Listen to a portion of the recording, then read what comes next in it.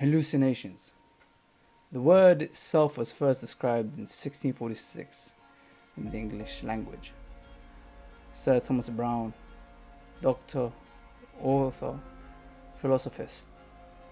He first described hallucinations as a derivative of the Latin word hallucinare, the wandering of the mind.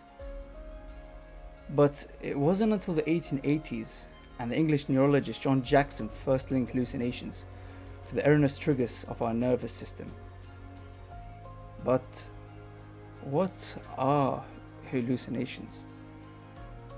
No stimuli from the outside world, yet our body, it still perceives. But it isn't real perception.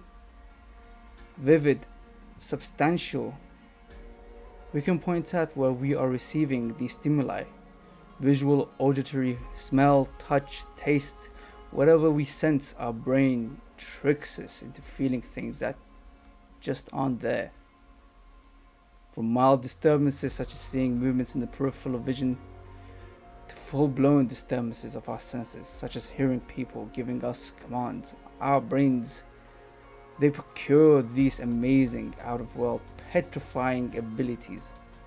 One of the most common of these abilities is the ability to hear voices that just aren't there, known as auditory hallucinations.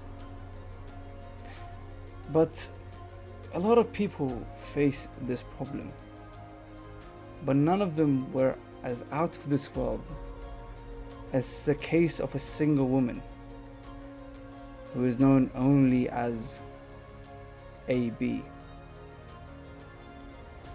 It's London in 1984. AB, she was reading a book. She was born in the 40s in war-torn Europe and moved to the UK in the 60s, getting jobs and getting married, living a normal life. She was healthy, nothing to concern her. It is now winter and she flicks a page in her book. A voice is heard. Please don't be afraid. The voices reassured her. It was two people, but only one was speaking, claiming both to have worked at the Great Ormond Street Hospital for Children. They wanted to help AB. AB, she never visited the hospital. She barely even knew it. Her children, they were all in good health. Why would she ever need to go there? But this petrified her more than anything. Yet the voices, they were determined. They wanted to let her know they were on her side, and more importantly, they were honest. They wanted AB to know they were sincere. The voices gave AB 3 pieces of information she never knew before, so she had to check, and they were all true. But that only worried her even further rather than made her reassured. Panic ensues. AB rushes to her doctor. Her doctor refers her to a psychiatrist. Dr. Azioni, an esteemed consultant psychiatrist, he sees her. He diagnoses her with functional hallucinatory psychosis. The treatment, it's simple now. This was the age of psychiatric medication over lobotomy after all. He gave AB counseling and thyroidazine. AB is relieved. The voices are gone. The medication has worked. She goes on holiday to celebrate, all thanks to a couple of weeks of treatment. Then suddenly, you need to urgently return to England. You have something seriously wrong with you that you will need immediate treatment. The voices have returned. Now with this urgency. The holiday and the drugs, they no longer suppress the voices. Delusions, She now believes there is something seriously wrong with her. She returns to Dr. Azioni distressed.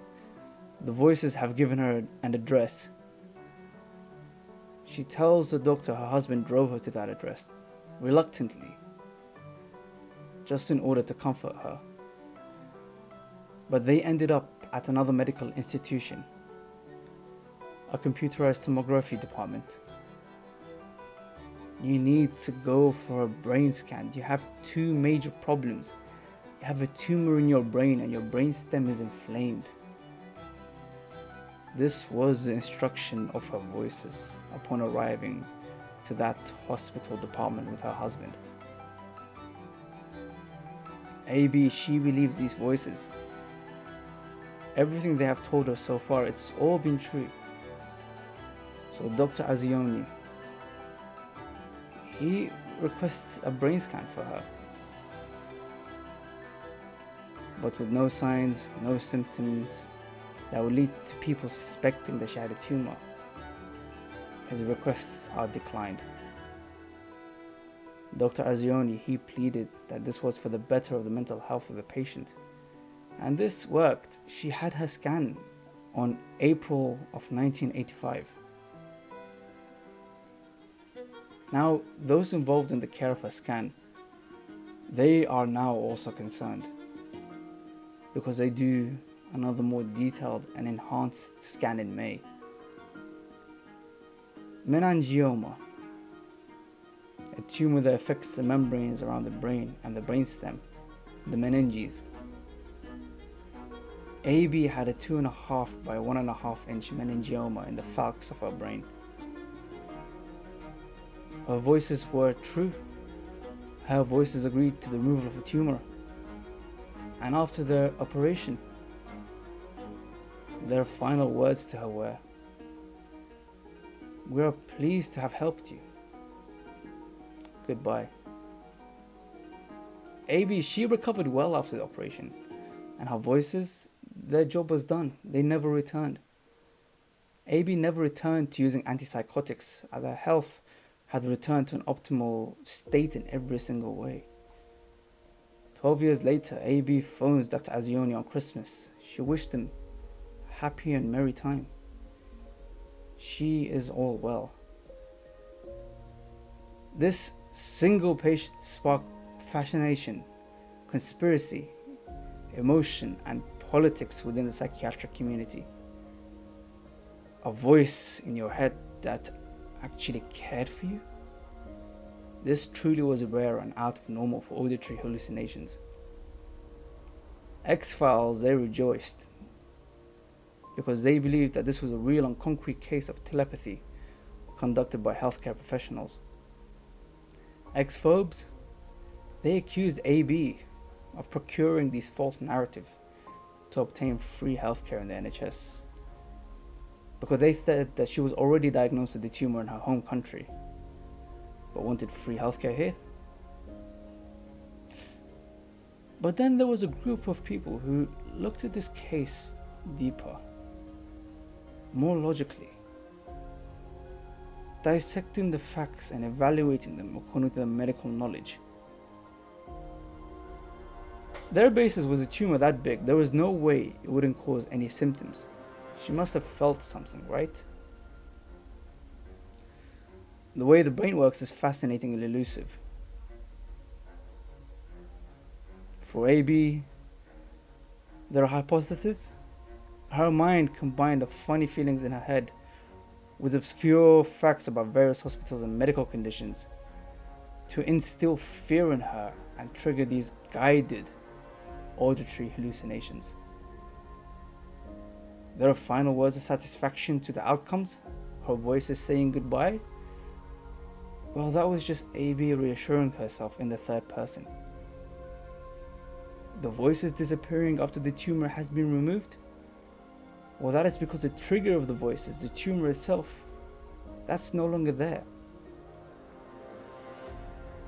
But in reality, the real cause of this puzzling psychiatric issue is crazy. It's weird. No one really has a true answer. The toxic concoction of the mind, the heart, the body, and the soul, affecting us all so differently. Psychiatrists and neurologists are still in the dark about how all of these interact to produce electrical waves in our brains that lead to these conditions, these mental health problems. But this knowledge, it's slowly being written. But until this chapter of human advancement is complete, until humans crack the code of what makes us who we are, AB, she will remain a mystery.